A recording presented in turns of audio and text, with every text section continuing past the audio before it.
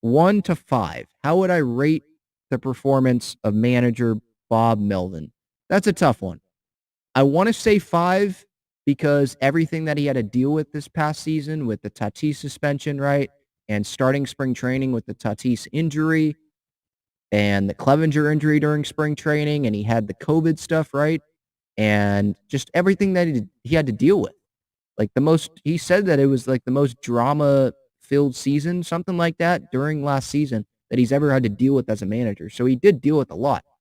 But I do have to not give him a 5, 1 to 5 on that scale, so I'm not gonna say 5.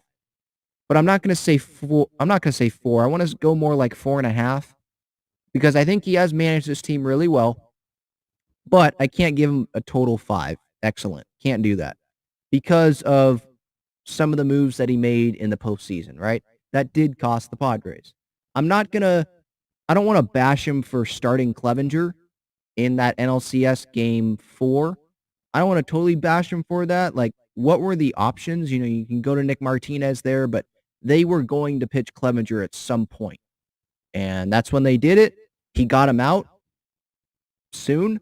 Obviously, he did not allow him to stay in further, brought in the right guy in Nick Martinez. I think that I do have to bang him a little bit for um, going with Shamanaya for a second inning when they had Luis Garcia come in relief in that inning. Might as well just have Luis Garcia start that inning instead of giving Shamanaya that second inning in game 4 when they had the lead. I believe it was 6-4 at that time. Let him go for the second inning, and he blows it, right? Just gets smashed.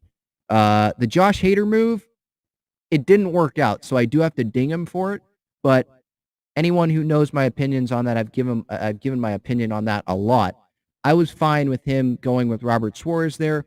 They viewed Robert Suarez and Josh Hader at that time the same, like the same confidence level, if that makes sense. They were confident in both of them. High leverage, those were the two guys they trust the most. They had Hader going for that ninth inning. They had Suarez pitching that inning. That's just what was going to happen. And so I was fine with that. But I do have to knock him for some of the moves, you know, with the Mania move especially. So I'm not going to give him a 5 because there was some moves that cost the Padres.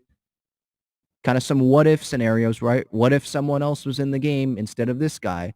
But I'm going to give this guy a 4.5